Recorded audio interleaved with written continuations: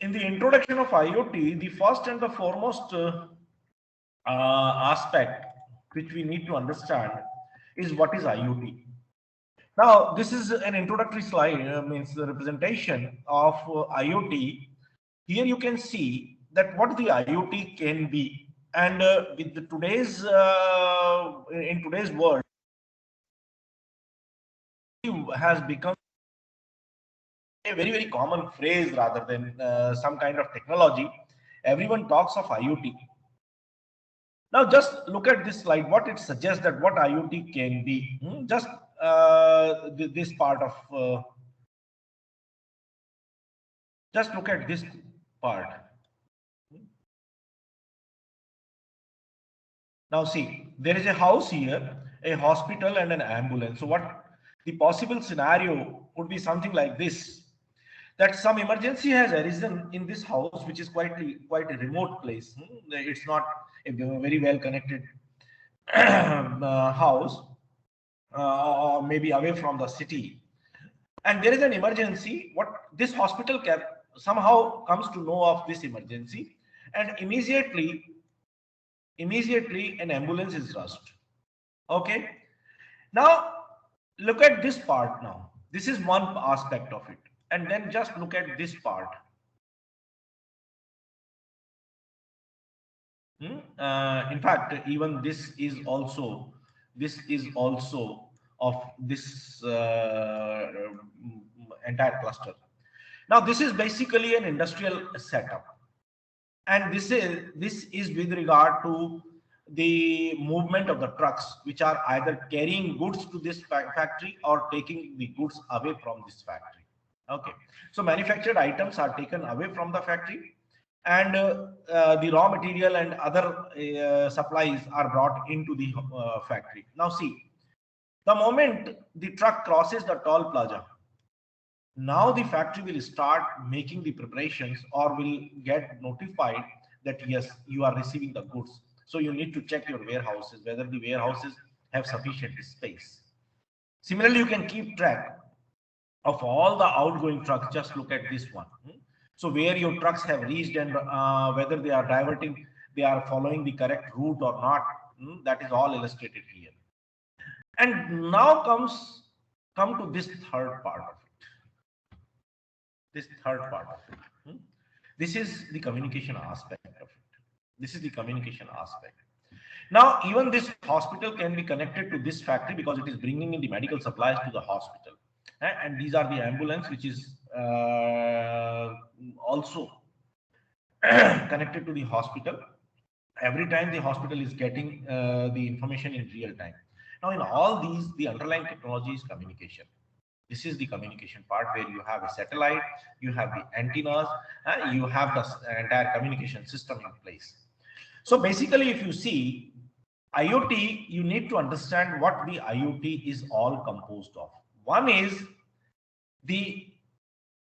some kind of communication infrastructure or some kind of information capturing system in the houses or the homes or wherever these targets.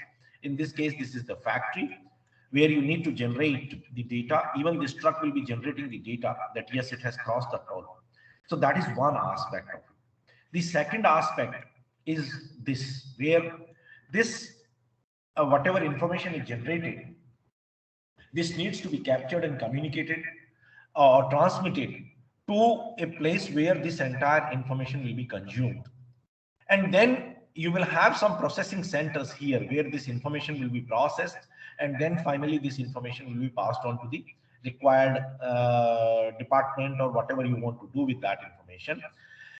Now this has gone even further, where you will go use some actuators technologies, and you may have some robotic arrangements, and I'll see if I get time to discuss about something about Industry 4.0, that even the processes can be controlled remotely with that way. So basically, if I see, the IoT has become it has gone to the level where you can communicate everything to everything. So today's talk is focused on that. So so the first and the requirement is how can we define this IoT, or how to really define means consider the IoT paradigm to be. So basically, just see here, this is a network of physical objects or things. So whatever is connected, that is a physical item, or it's a physical object, which in the case of IoT, we call them the things. Embedded with electronics, these things or these physical objects, they have electronics, they have software, they have sensors, and they have the network connectivity. Everything is embedded within these things, and which enables these objects to collect and exchange data. So remember this entire aspect. The objective is to collect and exchange data. From where? From things. Now these things can be anything. It can be your microwave oven, it can be your washing machine, it can be even your tube light, your air conditioner. If we consider it in the household scenario, in hospitals, it may be a patient which is wearing these objects, these sensors, and which is transmitting the real-time information of the with regard to the health of the subject or the patient, whatever you can call it. So IoT is something which the basic concept in IoT is that it is an interconnection of things. The things are equipped with electronics capable of capturing the required information, software which will process it, and because you have the software and information processing is required, so what it will do is it will also have some additional hardware like processors, the memory, and everything is there within these things. And the objective is to collect and exchange data. Now remember, collection is one aspect where you can collect it through sensors. Exchange, that these things, whether they are exchanging the information with the central station or they are exchanging with each other, that is the another aspect. I'll be deliberating a little bit on that aspect also. And so once you collect the information from multiple sources, you need to process that information to derive some intelligence, and that's where the role of the machine learning and the artificial intelligence comes into play. So basically, the IoT allows objects to be sensed and controlled remotely. These things can be controlled remotely. So the another aspect which is added here is the control of these objects or things, we can call them. And across existing network infrastructure, you don't require any additional infrastructure. In fact, nowadays everything happens through the internet, creating opportunities for more direct integration between the physical world and computer-based systems, and resulting in improved efficiency. The objective is to improve the efficiency, accuracy, and economic benefits, and that is where the I 4.0, which we commonly know, Industry 4.0, that is where the entire applications lies, and that is where we derive the cost from. Okay, now the history of IoT, that is from research actually. If you see, IoT, though the computer people talk more about IoT, but IoT, basically the first application of IoT was made by a logistic company. It wanted to track the movement of its trucks. CP sir. Yes, please. Slide move nahi ho rahi, sir. Slide move nahi ho rahi hai. That's what I was asking earlier, whether the navigation is proper or not. Let me just check what is the issue. Sir, ab hui, sir. Okay, maybe it is a bit slow actually. Okay, sir. This is slide number 4 I'm at. History of IoT. Now this is the slide. Yes, sir. Sir, the history of IoT is so. Okay. So. Okay, thank you, sir. So the first use of IoT was made by a logistic company. I don't remember the name actually, but yes, that is how the IoT came into, and the objective was to keep a track of the trucks. Okay, so an RFID tag was installed in each truck, and these trucks were being tracked in real time on a map actually, and that's how this entire system came. But before that, actually, the researchers have already started working on it, and it started at MIT. So basically, radio frequency identification was seen as a prerequisite for the IoT at that point. Okay, so it all started with RFID only, and now RFID is a very small part of the entire IoT sphere. If all objects and people in daily life were equipped with identifiers, computers could manage and inventory them. That is what the objective was, and that's how it started. And so besides using RFID, the tagging of things may be achieved through such technologies as near field communication. Now, these are some more recent developments, like your credit card, which has an NFC, the barcodes, the QR codes, Bluetooth, digital watermarking. All these things have now become part of the RFID or the entire identification system, actually. Now, so let us start that how it works. And then the more details I'll be taking a little later. So it's not in single technology, as I told you in my first slide, that it is not a single technology. It's basically it's a combination of multiple technologies. So instead, several complementary technical developments provide capabilities that taken together help the bridge the gap and virtue the see what these are. See, the first and the foremost is the communication and cooperation. So one is that, okay, we can collect the data. Data collection, the instrumentation people know it very well, that collecting the information or capturing the data, that has been there for very long period. Industry has been using the control systems for very, very long period.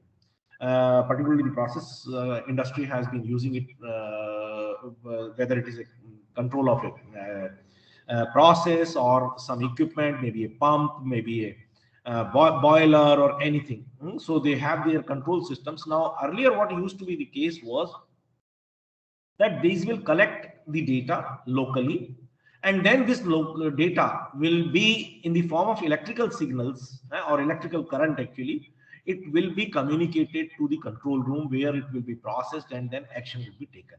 So you might have, those who have visited some old factory, they would see that there are kilometers of cables actually running into the control room from different components, from different parts of the factory, and then they have their control room where all these control panels and the control systems are installed, and where it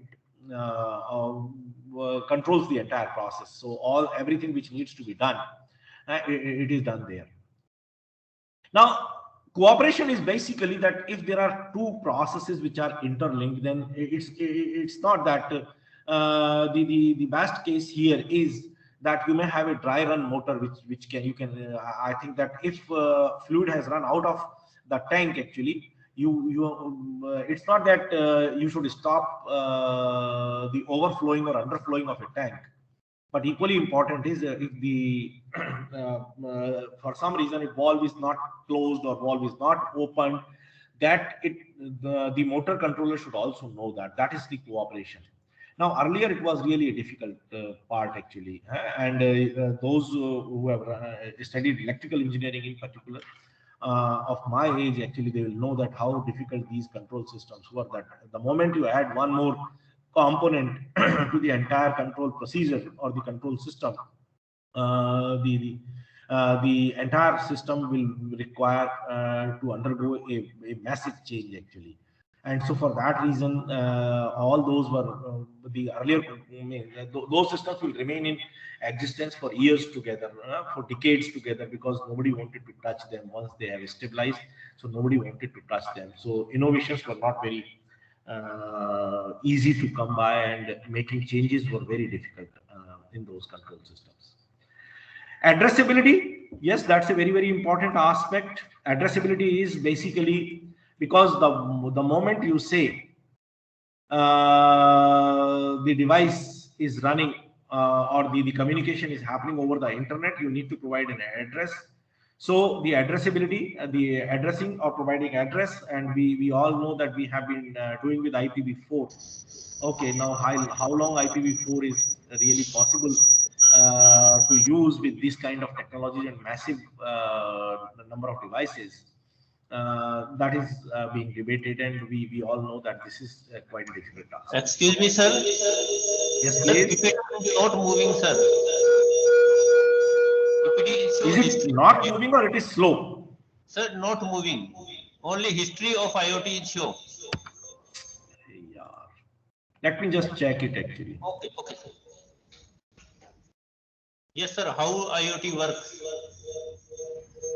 Okay, it means from that actually from full screen it's not showing it to you. Okay, okay, sir. Okay, so I'll take it from here. Now it's Yes. now see this Yes, is, sir. Yes, it's visible, sir. and the moment I make it full screen, then it stops. I understand. Okay, sir. Okay. Okay. Let me just share it in a different way. I think then it will be. I'll do it slightly different way. Share. Okay. I have shared now this way. Entire screen I have shared. Okay. So now just check. Yes, sir. Yes, sir. Now working, sir. Now working. Okay. So I think there is some design changes in Teams. Earlier it used to be the moment you share an application window, it will work. But now it's again coming closer to the Google Meets actually. Okay.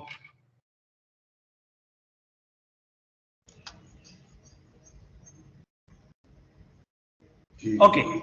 So addressability I have already discussed. Identification, that is another aspect actually. And here I'll add, localization is already there. So identification basically is that, see, addressing is for communication purposes, but understanding addressing or really identification and addressing, sometimes they may be combined into one aspect, but identification basically is related to the device identification, that you can know that which device it is.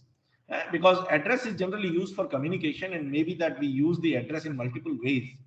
Or we may not have a we may assign the address only when it is communicating. So address sometimes may not be usable for device identification. Then so for what you require is you require to assign an identity to every device or everything which we call in the Internet of Things. Sensing, this is the core actually of any IoT, where you want, this is responsible for collection of data. Okay, so the data will be collected by the sensors. Actuation is the action part, that once you have analyzed the data which you have received through sensor, now you want to use it for controlling the processes or the devices. So actuators are those devices which will get the information and act on that information based upon what action needs to be taken. So the required action will be initiated by the actuators. Then you have the embedded information processing. I think this is very clear. Now this information processing, you can simply consider it in two components. One is the onboard processing, where the captured data will be processed, and then you have the central processing where data from multiple sources will be processed, corroborated and correlated, and then the required commands will be issued to the actuators. Okay, so this is a very important aspect actually. Okay, localization is one technology which is a very these days it has become very important, and particularly in industry 4.0 this has real applications. In fact, in large number of military applications also it is used. Localization refers to finding the exact location where the information has generated from, and that is a very really important consideration, that you may not have the every device as a GPS enabled device, because once the GPS enabled devices are not only expensive, but they are bulky also, and they consume a lot of energy. So localization is basically using some mathematical tools. Actually, what we do is where the information is generated from. So exact GPS location we can find out through localization techniques. If time permits, maybe I use something. I may discuss a few things about localization. And then the user interfaces. This is I don't need to really elaborate upon this. User interfaces are, unless you have some good interfaces, users may not be really comfortable in using the systems. So for that reason, you need to have good interfaces. Okay. Now this is how the IoT works actually, and there are different technologies involved. RFID is basically to identify and track the data of things. So either it can be some move. If suppose you might have seen it on library books. An RFID tag is attached. That is basically for identification purposes. So you don't need to really search for its accession number. The book itself will tell you that this is my identification number. So identify each RFID tag can be assigned a unique ID, and this can be done. And over a small range, actually, you can track the things actually. So because RFID is associated with a radio transmitter, and then you have a radio receiver. So these radio tags can be, RFID tags can be tracked also. Now you have the sensors, which are for different kind of physical phenomena. So to collect and process the data to detect the changes in the physical status of things. So both type actually, you can have the absolute sensors, which will be sending you data periodically. You may have the sensors which will sense the data, or which will collect the data only when there is a certain degree of change in the data being collected. So these are, there are different kinds of sensor, and for almost every physical quantity these days you may have a sensor, and that may in fact be for even for the human health. You may have the blood pressure sensors, you may have the temperature sensors. Human body temperature sensors are slightly different from the ambient temperature sensors. So all these things can be sensed actually. Then you have the smart technologies. So basically these technologies are to enhance the power of the network, that it can have an in-network processing. So the data is processed within the part of the network. The most important technology here is the data aggregation. So you have these technologies. In fact, these technologies, data aggregation, sometimes it's a software technique. Sometimes it may be implemented even in the hardware, that you will require the processor. So you may have the aggregation centers where collected data will be aggregated, and then a compiled data will be sent further for the processing of this entire data. So this is the data aggregation in one is one type of in-network processing, where during transmission the volume of data is reduced by suppressing or by eliminating the redundancy within the data. And data aggregation technique, again, it's application dependent, that what kind of application you are in, and accordingly you can use the data aggregation technique. Then you have the nanotechnology. Basically, remember one thing actually. In IoT, the object, your thing is the physical. You may not have very good control, or you may not have some control that what would be the size of your oven or your refrigerator, because that's a physical object. But you need to put a lot of electronics over that. And there you have the limitations, because the device may not have sufficient space to really place that particular electronics there. So nanotechnology basically is that, suppose you cannot have a very large size of the sensor, so you have to have a smaller size of sensor which can be fitted inside a refrigerator, or which is sometimes even you don't want it to really spoil the beauty of the device and everything actually, because aesthetically also the sensor shall be acceptable to the users. In industry, yes, we may not place that much importance to this, but in a large number of devices, say air conditioner, if it is a very large sensor placed there, then either if its size increases, the size of the object increases, that may not be acceptable to most of the people and to the industry also, because increasing the physical size will make it ugly, may not be accepted by the people who are to use it, the customers, and so on and so forth.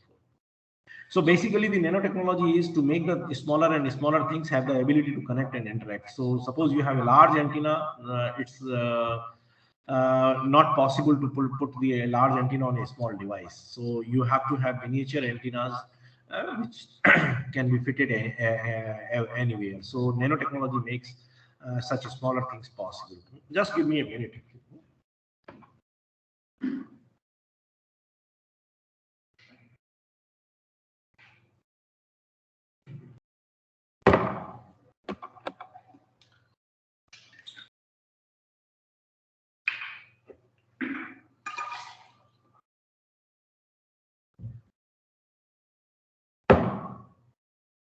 Yeah, actually, this sudden change of weather has taken a toll on my throat.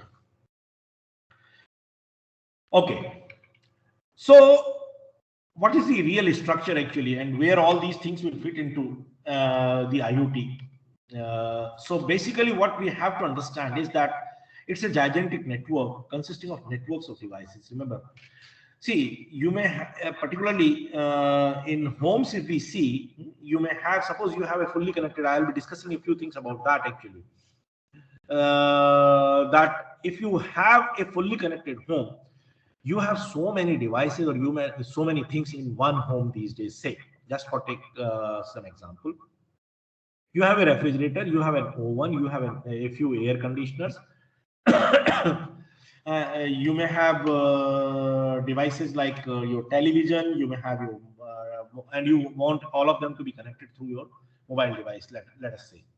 Okay, you may have even your security systems. You may have your electrical or electricity, the lights, fans, everything you want to connect. So basically what happens, it becomes a small network, no doubt about it, that within your home, it's a network. But just imagine how many homes we have. So if every home has one network, then there are billions of homes around the world. So it's basically billions of networks to be interconnected. So that's how the IoT needs to be viewed actually. So, and not everything is really, every data is important here. So basically what we have to think of is that it's a gigantic network consisting of networks of devices and computers connected through a series of intermediate technologies, where numerous technologies, you have some very, very large, other technologies in large numbers actually. RFID, wireless connections, which is wireless communication actually. So the communication is very, very important aspect here.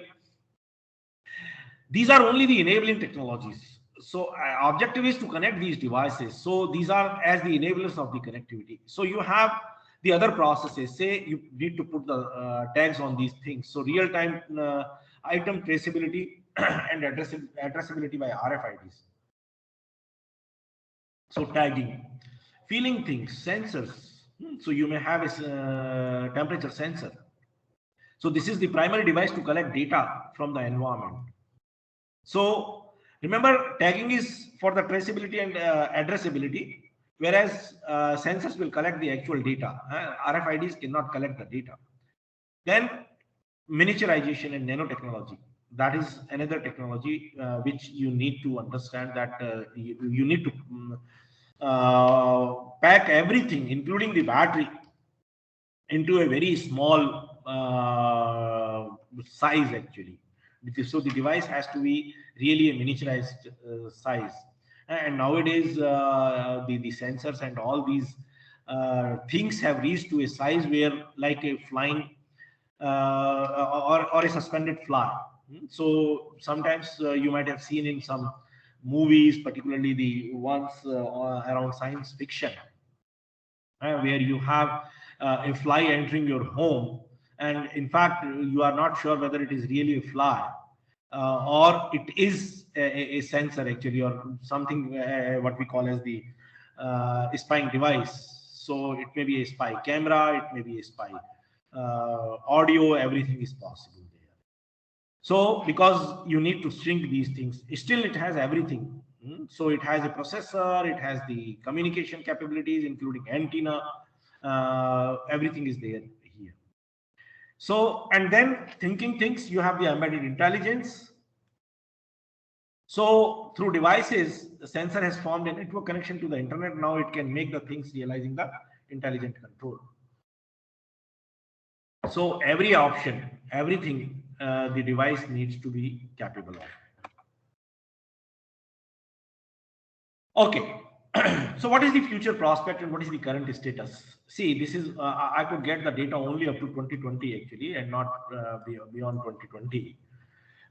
So if you see, a world population was 6.3 billion in 2003, and sometimes in 2005 actually, or 2007.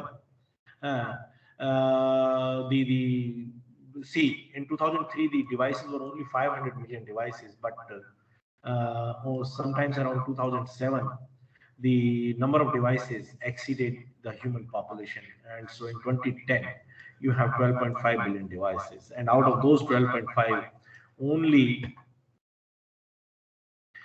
the each person was having 1.84 device getting connected, and now in 2020 this has reached to 6.58. You have your smartwatch, you may have your air conditioner, the refrigerators.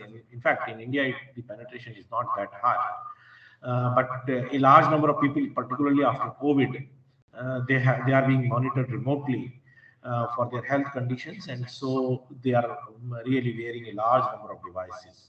So what you need to understand is that change is the only thing permanent in the world. The only permanent thing in the world is that nothing is permanent.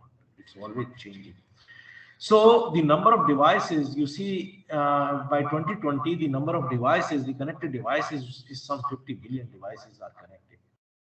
And these 50 billion devices once connected, just imagine that the kind of data they are generating, and to take that data and to process that data is still it's an important or a big challenge actually. Okay, now how to really consider the IoT? As I told you, it's a network of network. It's not that individual devices are connected in the network. No, it's basically an internet of, or it's the network of networks. Say, you have the transport network, you have the energy network. Okay, both of them are interconnected to each other. So you can really find out that how the transport network is growing, and so you can find out the energy requirements. You can suppose it's a company actually. So in that case, the what is the kind of energy requirements it would have at particular time actually.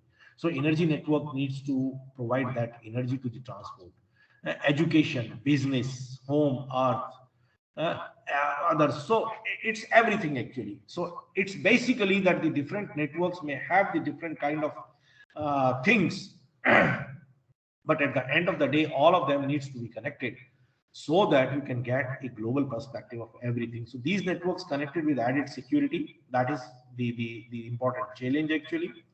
The analytics and management. So these are the big challenge actually. These are the three important challenges which are emerging in IoT.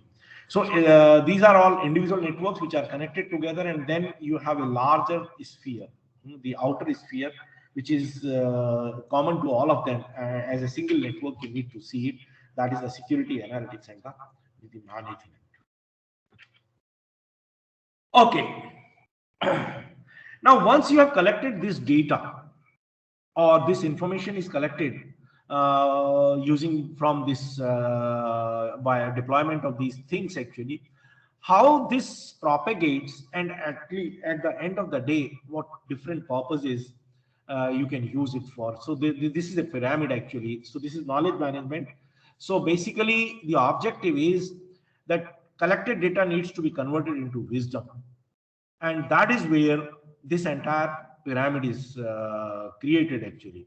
So you collect the data, which is huge amount actually. You may have, it's in the form of symbols, and the importance wise, this is the least important because there is a lot of redundancy here. There is a lot of unwanted data, which is garbage, which is of no use.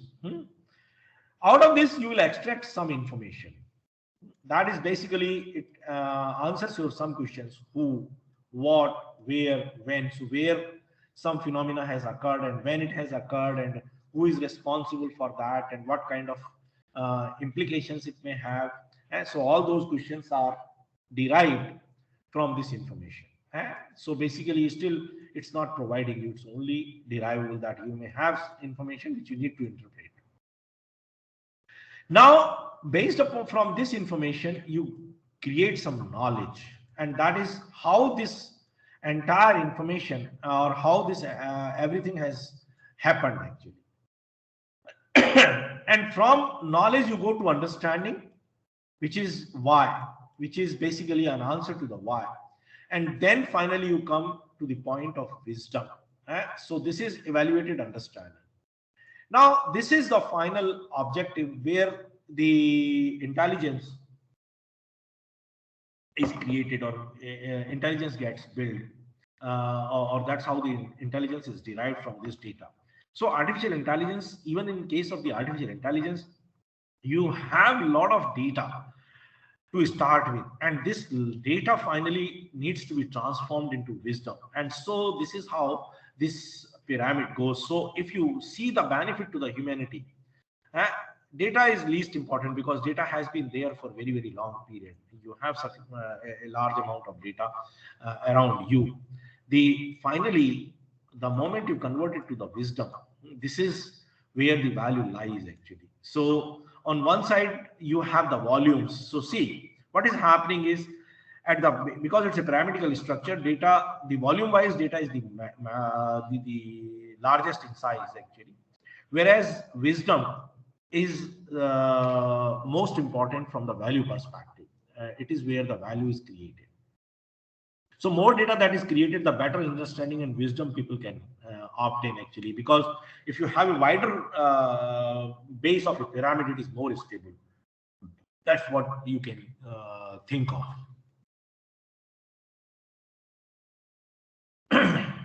Okay.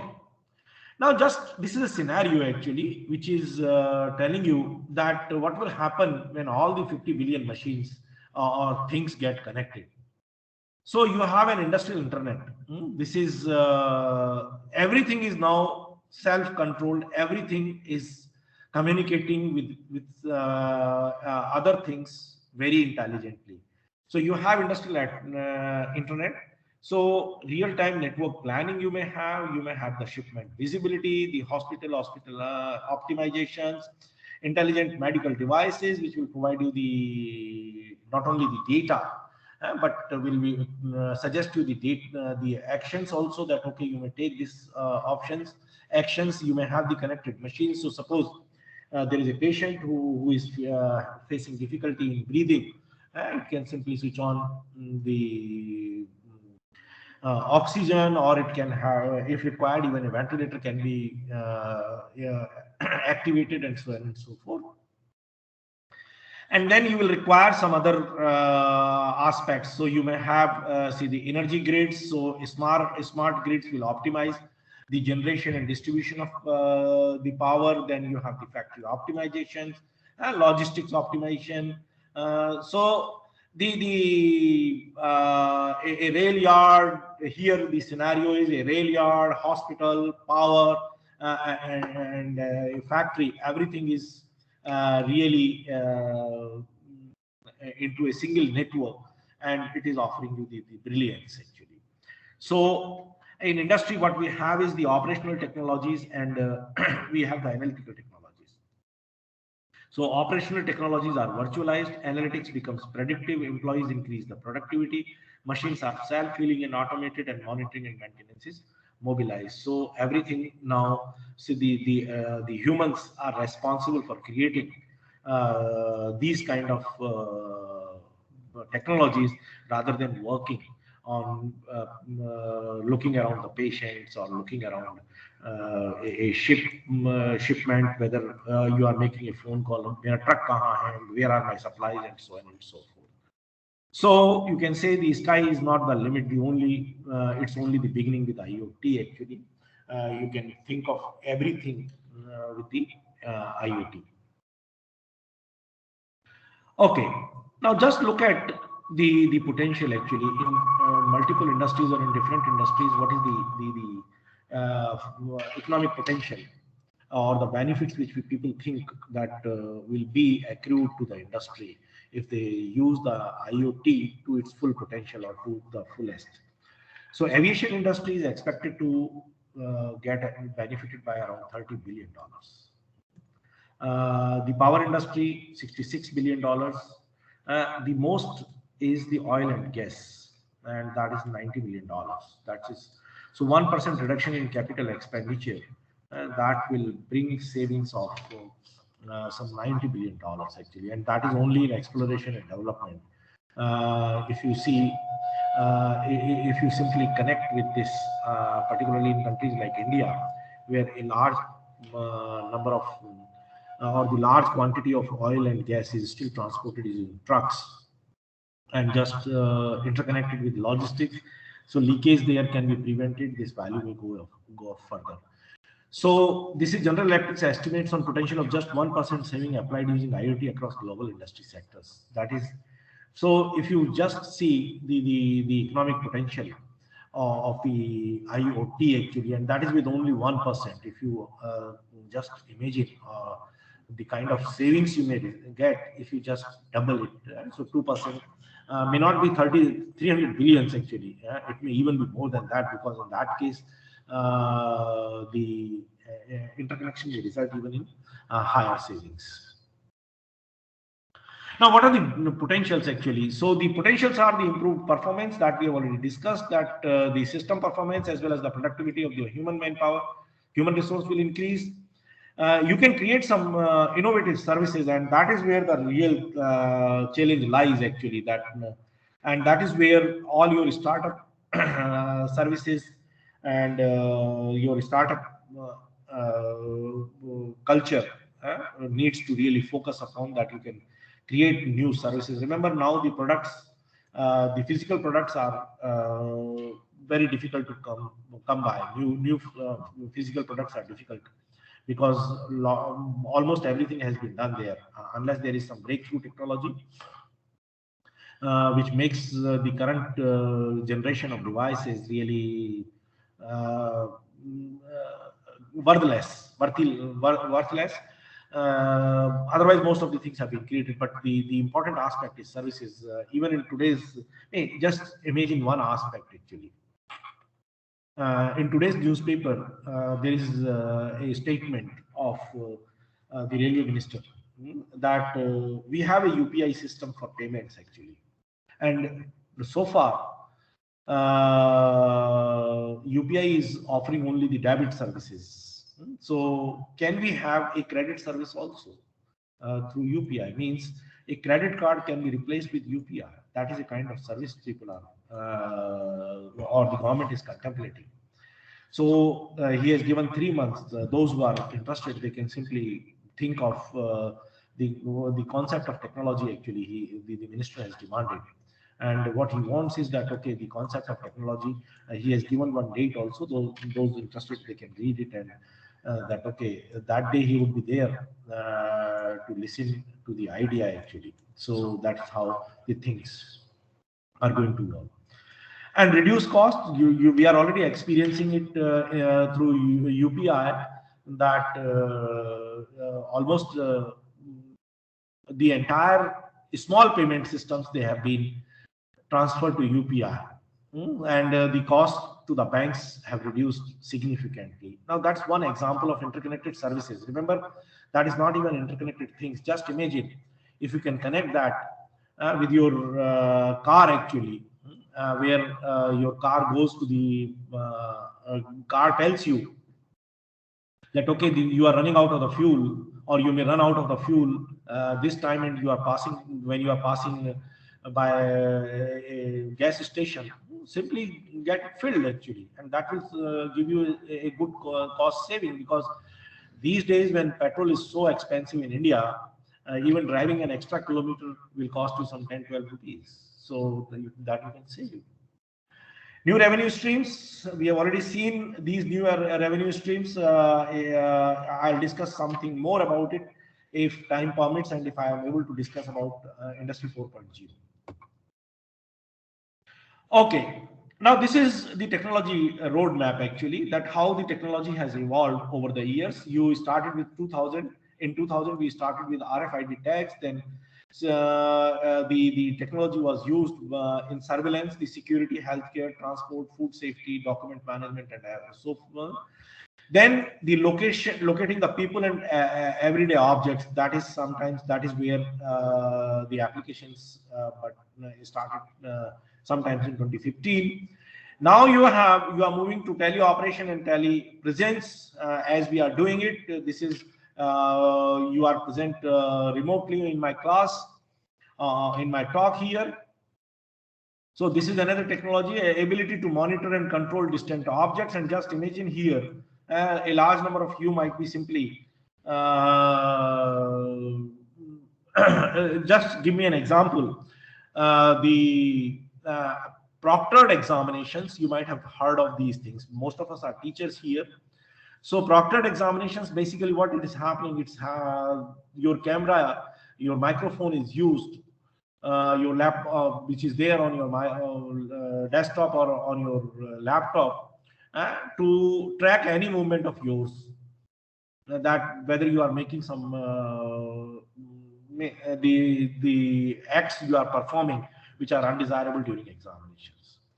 So what will happen is, at the end of the day, this is what the object, the web would be. This is physical world web. Rather than today we have the information web, it will be a web of the physical objects in very near future. Okay, this I think we have already discussed. So Internet of Things comprises things that have unique identities, and this is now more technical and more oriented towards that how you need to implement the IoT. So you have the unique identities words added here. Then you have the network of physical objects. So the focus on the IoT is in the configuration, control, and networking via the Internet of Devices or things, and that are traditionally not associated with the Internet. So you may have the pumps, the utility meter, the car engine, and so on and so forth. So this is more a functional definition of IoT rather than an abstract definition.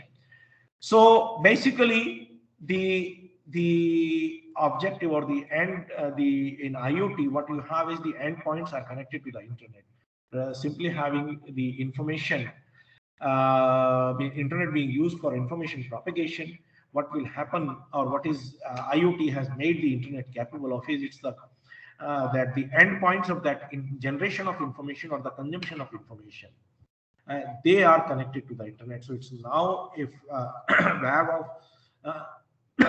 the objects rather than the information.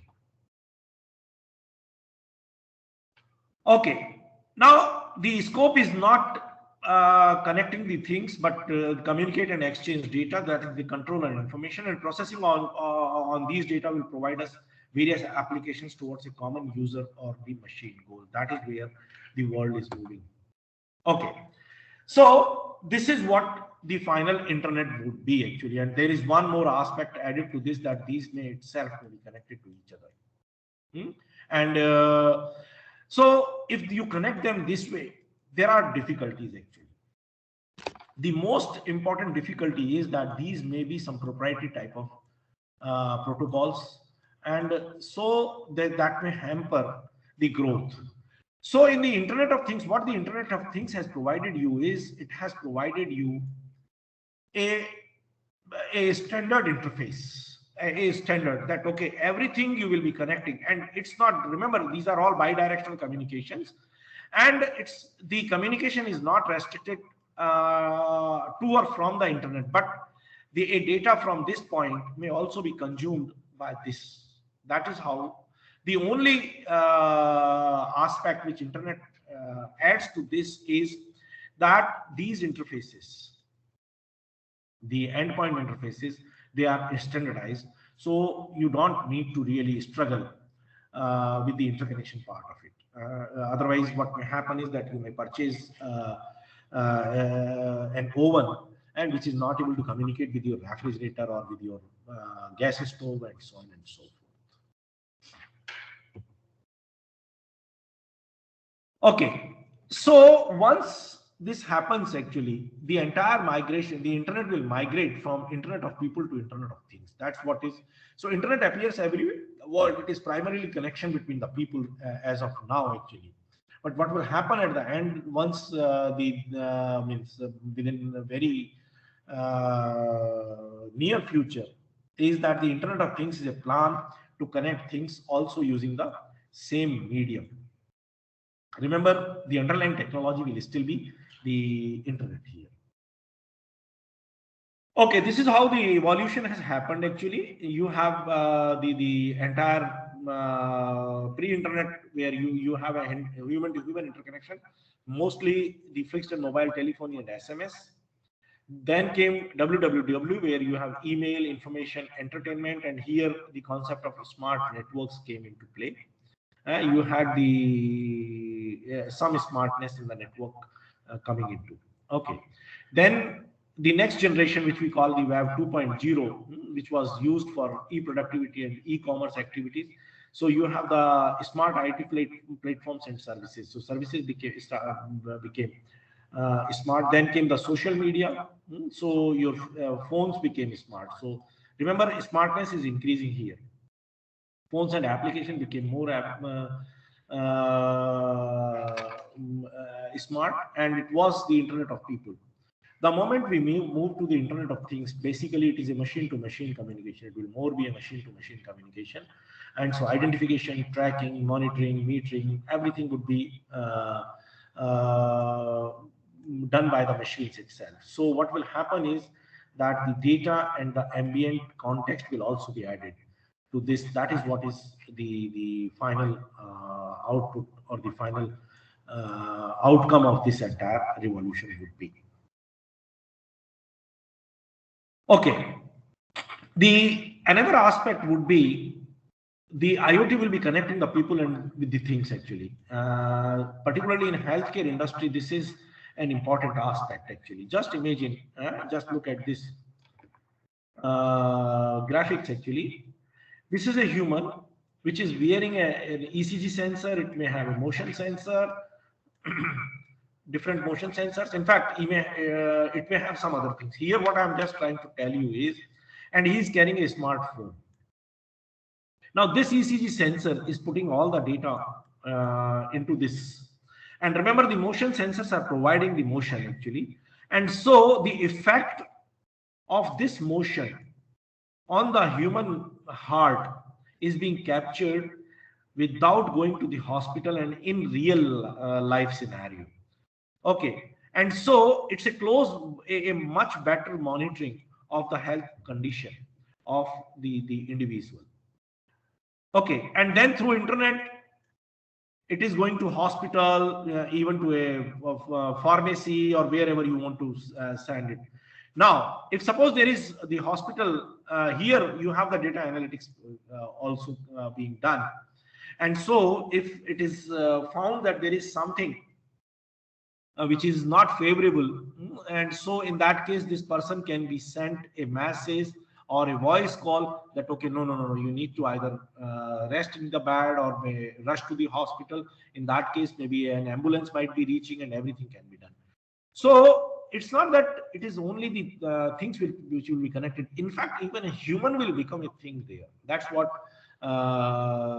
the outcome of the IoT would be.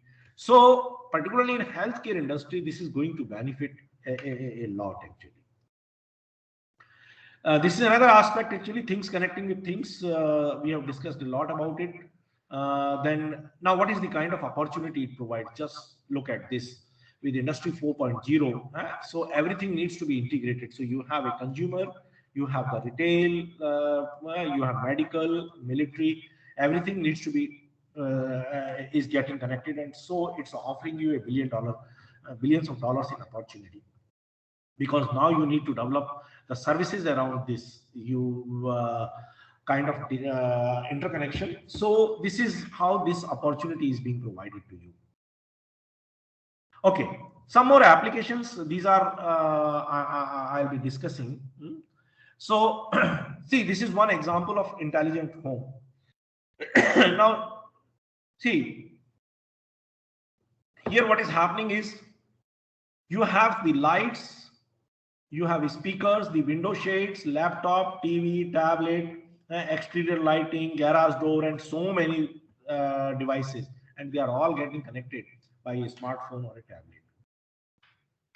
Just imagine your the scenario actually. Now, so basically, you are busy in a party, and your wife or a guest arrives. You don't need to go to open the garage. Okay, you go there. Simply, you have enabled the garage or the main door, and it will allow the ones who are carrying a valid invitation card. So this is the kind of arrangement you can think of. It's a smart home. You may have the power homes, Wi-Fi router. These are the other devices which are there, and they are all getting connected through the smartphone or the tablet. Now, this is something which has been really created by somebody. This is a smart egg tray. This is a smart egg tray. So it's egg minder syncs with your smartphone to tell you how many eggs you have got at home.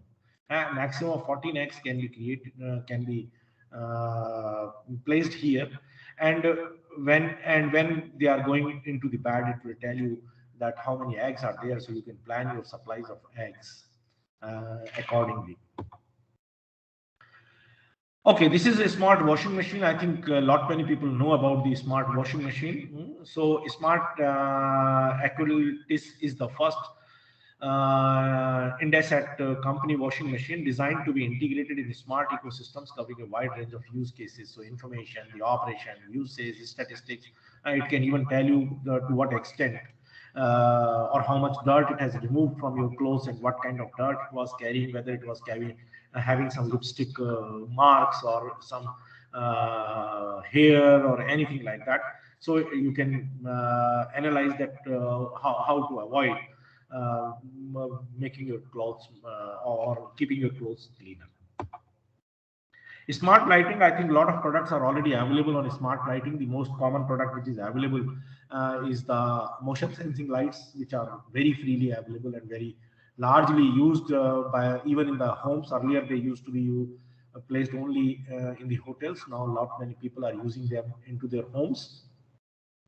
And now the next feature of the smart lighting is your mood lighting, which they call is that depending upon your mood actually you can change the lighting pattern or the light colors of the lights and so on and so forth. That is basically the temperature sensing. So you may have a single source which is providing you from cool daylight to warm daylight actually, or so that's how. So smart lighting is another application. So control your bulb one at a time or all together. Find just the right shade of white. Pick that perfect tone to match the moment or recreate any color from a photo. That's the smart lighting. Smart air conditioners, I think a lot of products are already available in this category in the market, even in India. So depending upon your liking, actually, you can save the configuration that at 10 o'clock you require 25 degrees, at 11 o'clock you require 26 degrees, and then when you are gymming at 8 a.m. in the morning, you want it to be either switched off. And so smart air conditioners is another application. Yeah, this is something which is the smart sleep system actually. So basically, this is something which is used by the people, by the doctors also, and by the people also, both ways actually. Doctors use it to visualize your sleep cycles to understand what wakes you up. So that might be you are complaining, you have reached to a doctor, or whether it is a physician or a psychiatrist, that you are having some difficulty with your sleep actually. Now they need to capture your data, that what is there which is causing that discomfort to you, and for that reason you are not able to sleep. So first and foremost thing which they do is that they visualize your sleep cycles, understand what wakes you up and compare nights. From the palm of your hand, you can control your personalized wake up and fall asleep program. So this is the first part is for the physicians and the psychiatrists, and the second part is for you, that okay, if once you come to know that okay, somebody if some light is switched on when you are in sleep, then that disturbs your sleep. So you have analyzed it, and then you can simply disable switching on of any light during that period. So remember, now this is all interconnected to each other. This is basically for data capturing purposes. So smart sleep systems, where in fact it has gone to the extent that the kind of pillow you require, that can be analyzed. Sometimes even the color of the pillow, everything it can analyze. Smart weather stations, I think I don't need to discuss much about it. So weather station allows you to use indoor temperature, relative humidity, and carbon dioxide readings to live in a healthier home actually. And this is with cities like Delhi, where you need to switch on your air purifiers quite periodically. These kind of stations are becoming really important these days. So an intelligent air purifier system can sense the carbon dioxide level, or depleting oxygen level, or the pollutants, and then switch on or increase the capacity of the air purifier accordingly. It can adjust the capacity. Slow cooker, those who enjoy cooking, they will understand the benefit of this, that enjoy remote access to all your slow cookers functions, no matter where you are. You want to have good food, but you don't have that much of time to cook your food that slowly. So you can use it, a remote slow cooker, and enjoy your food, prepare your food to your taste. Yes, this is one thing which, particularly in India, for last 4-5 years, yes, this has become very, very important, because we have launched a massive campaign to keep our cities clean. The biggest problem in these cities is the overflowing garbage cans. So the moment this garbage can is nearing to its capacity, it will send a message to the base station that okay, please empty it. So this is a smart garbage can. So Big Valley alerts when it needs to be emptied. So smarter collection decisions can be made. So that's how the smart garbage cans are being used in large cities actually. Smart gardening, this is very important in countries like India. This can be increased, or this can be furthered. The approach of this can be furthered to the smart farming also, where the amount of water can be controlled. You can have the soil quality judged and monitored. So everything can be done using the smart the sensors placed, and then the data. So Bitponics is one such product, gives data on plants and conditions surrounding them for better gardening. Okay, this I have already taken, so I'll not take it. Okay. Now, ITU has defined the IoT in a slightly different way, actually. So far we have seen the theoretical or the understanding of the one, and the definition which enables the understanding, then it's functional, and now this is the development purpose actually, and the research purposes. So you have a dynamic global network infrastructure with self-configuring capabilities. So these are the areas actually where you need to focus for development actually. So it's a dynamic. So the network is a dynamic global network. Then you require self-configuration capabilities. So the topologies, once the topologies may be changing, so the network should be able to configure it itself. Itself. So the self-configuring capabilities, the interoperable communication protocols, because not possible to have a global consensus on all the protocols on a single protocol. So the communication protocols need to be interoperable.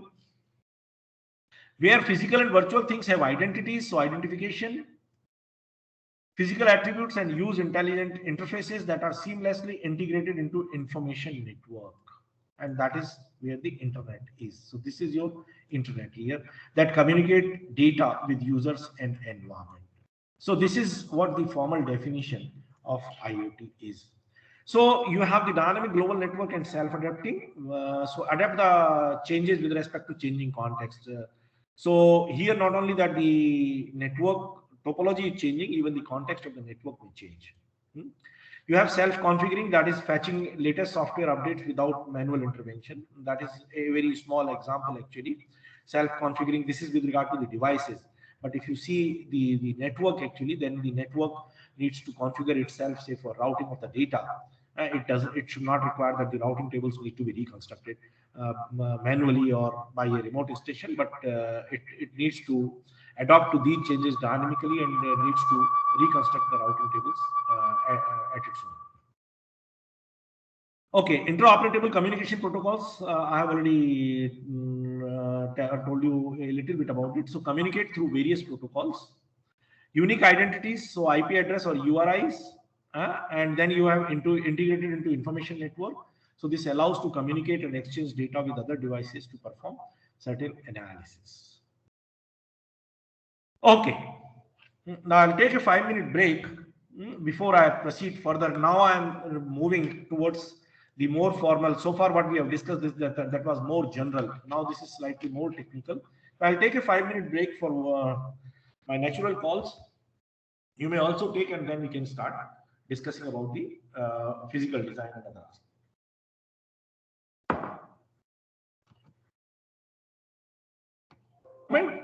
We have already discussed about the introductory aspects of the IoT, that it's a network. Okay, just give me a minute actually. There is some risk.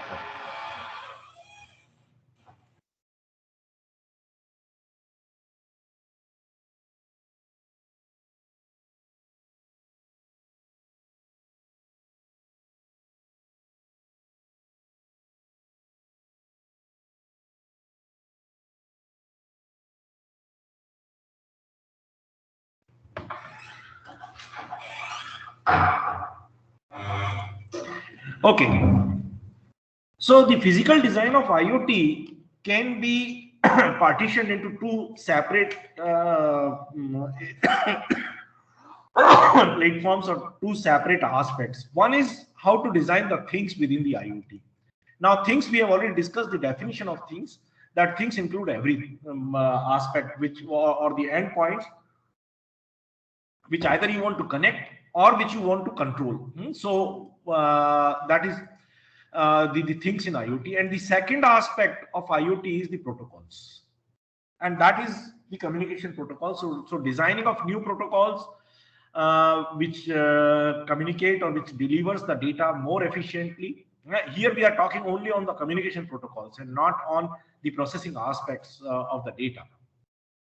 So these two aspects need to be addressed you need to have a coordination between them. So what is things actually? Things in refers to the IoT devices which have unique identities that can perform sensing, actuating, and monitoring capabilities. All the three needs to be built into. Okay. Now the protocols will come into play here for that at the end of the day, the communication protocols need to be embedded, or they need these, they will be using these protocols to send and receive the data. So that's how the two aspects will integrate into a single device actually. And what the responsibility is that exchange data with or other connected devices or collect data from other devices and process the data. Even some processing capabilities are required, either locally or send the data to centralized servers or cloud-based application backends for processing the data. So the things in IoT needs to the first and foremost the responsibility is sensing, actuating, and monitoring capabilities. And then if possible, either process the data locally. If not possible the data, you need to have the communication capabilities which can send the data to centralized servers or cloud-based. The application may be a cloud-based application where the data can be processed. Okay, so for this to be enabled, the entire architecture is a 4-layer architecture. It's a 4-layer architecture. You have at the bottom of the architecture, you have a sensing and identification where you have the GPS, you have the smart devices, your RFID, the sensors, different kind of sensors. Then you have the network construction layer, which basically that whatever data you have generated from these sensing and identification, this needs to be sent or this needs to be transferred. Then you have the information processing. So either at the data centers, remember, even if the device itself had some kind of processing capabilities, it will still need to have or send the data for data center for further processing, because we cannot have a huge or large processing capabilities within the device itself. So these 4 layers will come into play. Okay, so you will have the data centers, the search engines, smart decisions, all these are the information processing.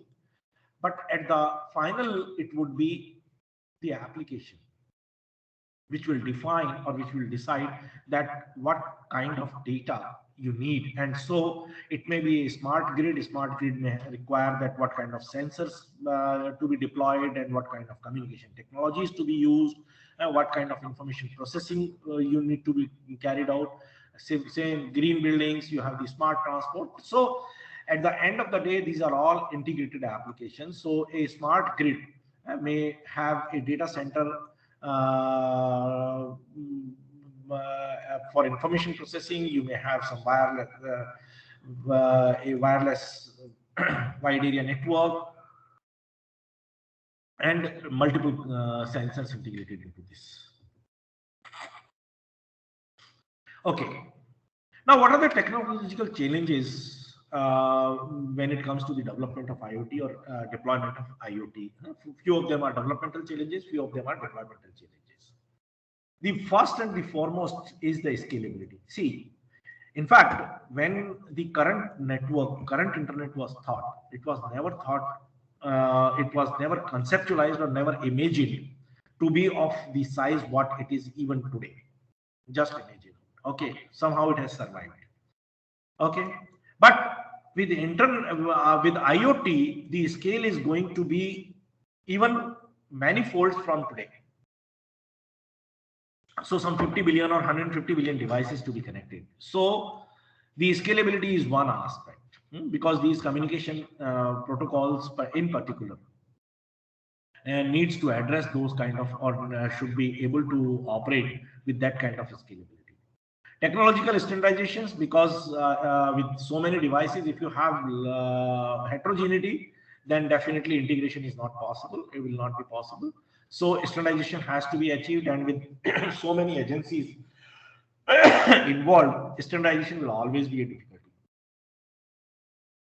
We have already seen it in case of the internet, that standardization to a large extent is still not a standardization. It's more a reference architecture, and it's not a standard architecture. Interoperability, again, because you have the different kind of devices manufactured by different, in fact, even same kind of devices manufactured by different manufacturers. So they need to communicate with each other. So interoperability will always be an issue. Discovering the devices, software complexity. Once this is the size, the software will become more complex. So more investments and more difficulty would be with the software rather than with the hardware. In fact, if you see the best example of this is the operating system. Operating system is more complex than the underlying hardware.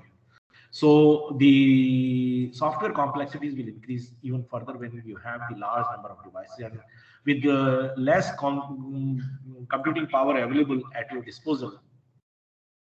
Having complex softwares running is efficiently, that will be even a further challenge. Data volumes and interpretation. Yes, I think this, I don't need to speak more about it. With so many devices, the volumes in any case are going to increase. And if the volumes goes up, then interpretation of data becomes more difficult. So data visualization or the presentation of the data to the humans or the one who needs to understand that data or interpret that data in a proper form. Even if you see that today's ECG, that can be interpreted only by the doctors, and you or me cannot interpret it. But if we can really decode that ECG and interpret it itself, maybe a few things we know about ourselves well in advance. Power supply, this is the biggest challenge. In fact, this is a very important component, because this is where the most of the size and the weight both lie. So power supplies are the largest size as well as the weight adders to anything actually. So everything rather, not anything actually. And in fact, in electrical vehicles, if you see electric vehicles, this is the most important component which is hampering the growth of the electric vehicles. Interaction and short range communication, because for larger range, yes, longer range communication, we will be using the internet. But can the internet be used, shall be required even for a short range communication, because that will load the internet. So short range communication needs to be facilitated using some other technology rather than the internet. But that will add to the complexity of the hardware. And so you need to optimize the hardware also. So you, rather than putting one antenna, you will require two antennas, one for a short range and another one is for long range, and so on and so forth. This every communication has to be the wireless communication. So data encoding techniques and all these things will become very, very important. Then you have the fault tolerance, because with so many number of devices deployed, and the devices will fail. And particularly in industry, if one device failure should not affect the operation of the entire industry. So you need to have the fault tolerance, that one device failing or one sensor failing should not bring the entire system or the entire plant to a halt. So you need to have the fault tolerance within the devices itself. Now, these are some criticism and controversies, and a few of them we are all familiar with. So, but still we need to discuss that. Privacy is the most important concern here. Let me just share you one of my experiences, which these days all the car manufacturers are providing you a tracking kind of software. Though they say that this software, their cars are equipped with this, say Suzuki has some Maruti Connect or Suzuki Connect kind of software which will run on your car.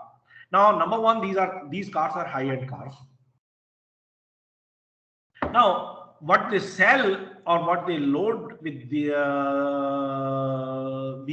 features loaded are that they are tracking your driving skills or your driving habits. So we'll tell you that where you are wrong or where you are committing the errors which is consuming more fuel or causing damage to your car. Okay, but at the same time, do not forget one thing, that they are tracking your movements also, that where your car is going. Though you may argue that with GPS enabled cars, that is in any case is being tracked, but that is again a privacy concern actually, that where you are going, and that is known to a third party.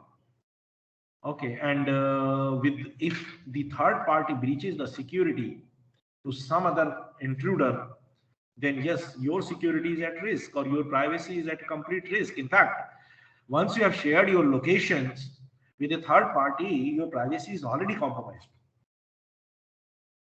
But if the security of that third party, which you may think of it or you may consider as a trusted party, then if the security of that gets breached, the data security of the systems of the security of the systems of that particular third party is breached, then yes, your privacy is also compromised. So privacy and security, that is a very, very important concern. Autonomy and control, because the best example of this is the Rajnikant film Robot. He created the robot, but he lost the control over that at, beyond a particular point, actually, and that's what this movie is all about. Similarly, there is one Raw One from Shah Rukh Khan. Okay, social control, the social media we are already seeing, but this is the real challenge these days with the political manipulations. The social media is the biggest culprit here, and every government throughout the world is contemplating having some kind of control over the social media, because they are fearing that the political aspirations and the political opinions of the people are being manipulated through the social media. The design, everything, the design of the IoT systems and the design, these are technical challenge of designing an IoT. So these are technical challenges, that how to design a battery or a processor and so on and so forth, which has good capabilities but is still smaller in size, occupies less area on the chip and so on and so forth.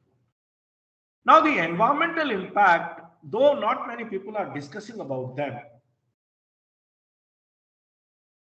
these are also going to be an important consideration, because IoT is going to produce a huge amount of what is termed as the e-waste or the electronic waste in large quantities.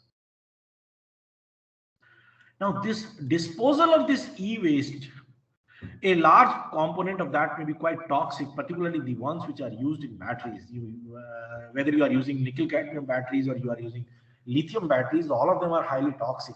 So unless you get an environmental friendly battery technology, the e-waste which is generated by these is going to impact your environment and the entire globe quite dramatically and negatively. That is the more important aspect.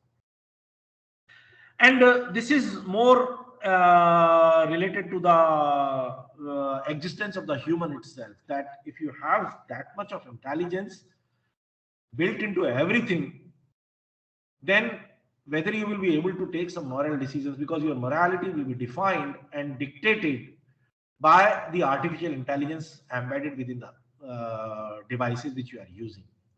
So maybe there is a time where you start feeling, or maybe even you may even not know, that you are getting dictated or your decisions are being taken by somebody else, and that is a machine and not a human being. So this is a moral issue actually, and this is a lot of controversies and criticism. So in fact, many people have already started questioning about the artificial intelligence, that to what extent the intelligence shall be allowed within the device. Okay. Now, before I wrap up my today's talk, actually, I'll simply give you an introduction and a simple knowledge, a very superficial one, of the underlying technologies. There are 5 major technologies: the hardware technologies, you have the communication technologies, the protocols, that is a separate technology. Remember, communication is transfer of data. Protocols is once you receive the data, the data is transferred, how to interpret that data and extract the data from the communication, the packet which you are receiving. software, that is the development, as well as the IDE, that is the integrated development environment, and then the clouds. So these are 5 enabling technologies.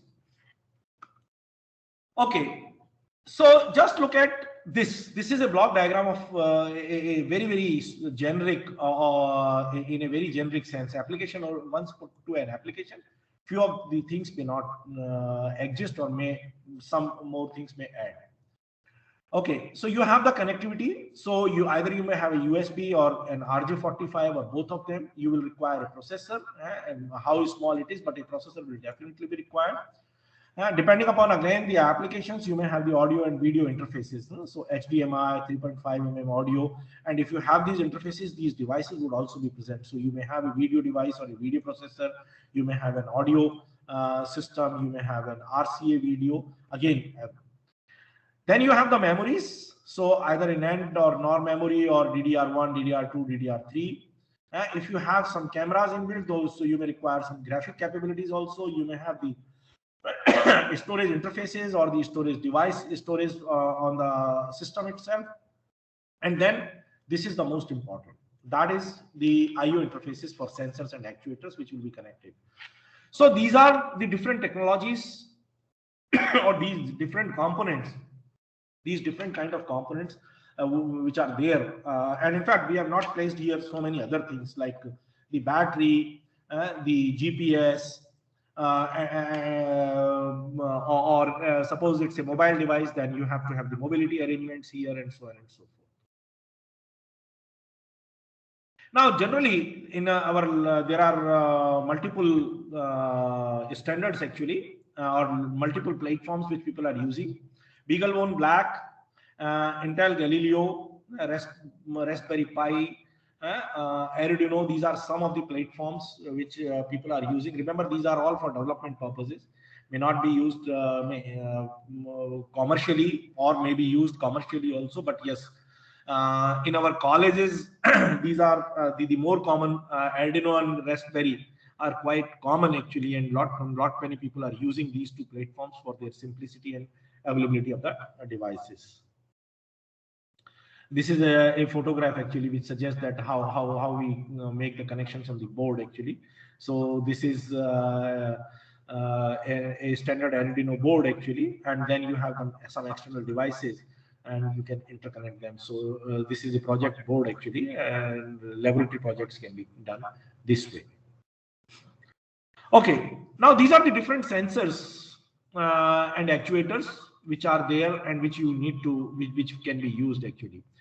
So different kind of sensors, and I mean this list is really I cannot call it even a representative list, because this is only the few classes which are listed here. So you have the position and presence. Just imagine actually how many sensors are there. Even on your mobile phone, you have a light sensor, ambient light sensor, which controls the brightness of your screen. You have a position sensor, which switches switches off the screen once it reaches close to your ear. So you have, in any case, you have the GPS sensor and so on and so forth.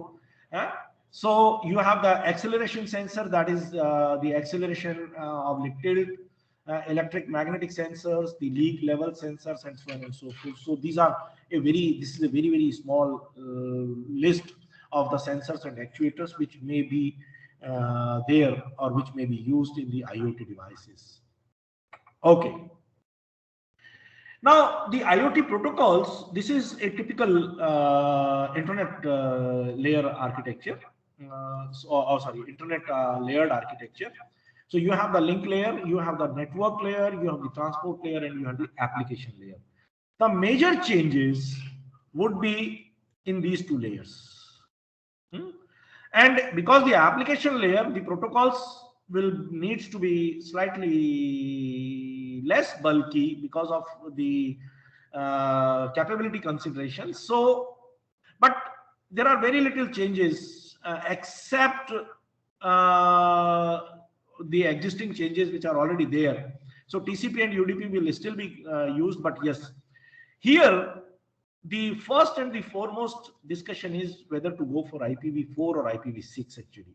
Remember, IPv6 because the addresses are long, it can address large number of devices, but it still require large memory spaces and more processing power to interpret an IPv6 packet. So, but this is another protocol which is coming up. But this is the link layer, which is basically the communication layer actually. And this is where the challenges and the most developments are happening actually. So in link layer, you have 802.3 Ethernet, 802.11 Wi-Fi, WiMAX, LR, WPAN, and then you have 2G, 3G, 4G, and now 5G also we are talking about. Okay, this I think you are all familiar. Here, 802.11 standards we are talking here. And we started with the standard 802.11a, and now we are approaching towards 802.11ad. And from the data speeds are in this direction. So as you move towards the newer and newer protocols, the data speeds are increasing. Now, but at the same time, the complexity of the protocols is also increasing, because here the encoding was a very simple encoding. Here, this is a more complex encoding it would be using. And it's a 60 hertz band. Though it's 60 hertz band, when we are talking, this is basically here, if you see, the number of channels actually it offers, and then those channels are combined together. So the communication technology itself is a quite complex technology here. 802.16m, that's a WiMAX standard actually. So 100 Mbps for mobile stations and 1 Gbps for fixed stations. That's the kind of data rate. So basically what the architecture or the people, what they are thinking is that this would be the consumer end actually. 802.11 would be the consumer end, whereas 802.16 and that would be the WAN side of it. So the everything end to end will become wireless. Remember, today we don't have an end to end wireless, but we have only a point to point wireless, or the last mile connectivity is wireless. Still, the larger portion is still through optical fibers or the other kind of media, but it is still wired one. Okay, LRWPAN is also, this is low rate wireless personal area networks. So basis of high level communication protocols such as Zigbee, and the data speeds are low here because this is personal area network. So like Bluetooth actually. So it's a low cost and low speed communication for power constrained devices. So here it's basically, say you want to communicate with you want to collect data on your mobile from your air conditioner within your home. Yes, this kind of technology can be used. Okay. Now, so if I place all these technologies into one diagram actually, so you have, these are wireless technologies which are used mainly for the last mile connectivity actually. You have 4G LTE, you have 3G, GPRS, these are all last mile connectivity. And these are personal area network technologies. So very small networks can be used here, RFID, NFC, these are all personal area networks. And whereas these are all wide area network technologies. And in between, this is all what is required is, these are some of the applications you will require. In personal area network, this is mainly the mobile, whereas the Ethernet, the printed electronics or QR codes, some larger devices can be used, whereas cloud would be used for finally uploading and downloading of the data.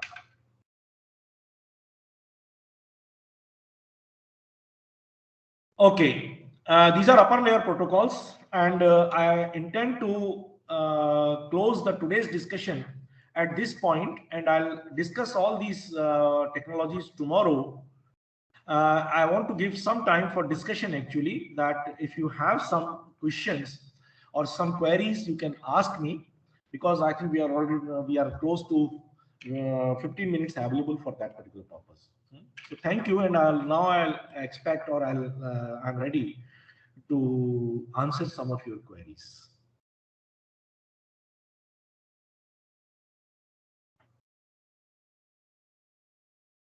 So if you have any questions, you can raise your questions now.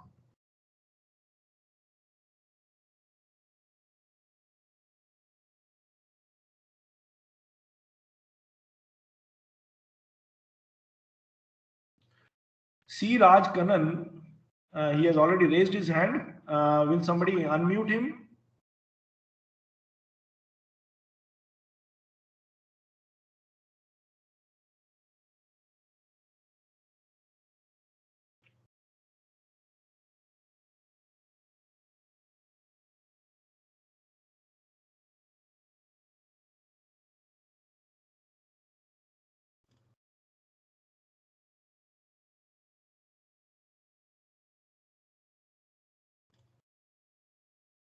हाँ, unmute करो उस guest को ताकि those who have some questions they can raise their questions. Yeah.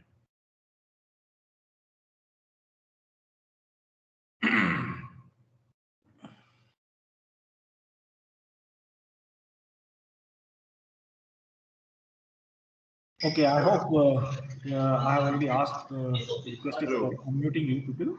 Okay, now you can raise your questions.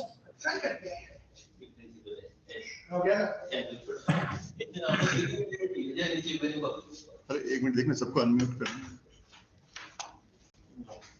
कैसे करना इसको click करो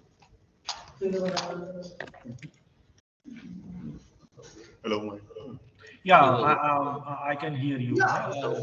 फिर वापस कर दो क्या डिसेबल माइक फॉर अटेंडिंग नहीं डिसेबल नहीं अलाउ करना है हाँ अब अलाउ कर दिया फोन तो अलाउ कर दिया हाँ सर अलाउ हो गया है सबको Yeah, each one of you now allowed, and those who have some questions, they can ask me. They can pose their questions now.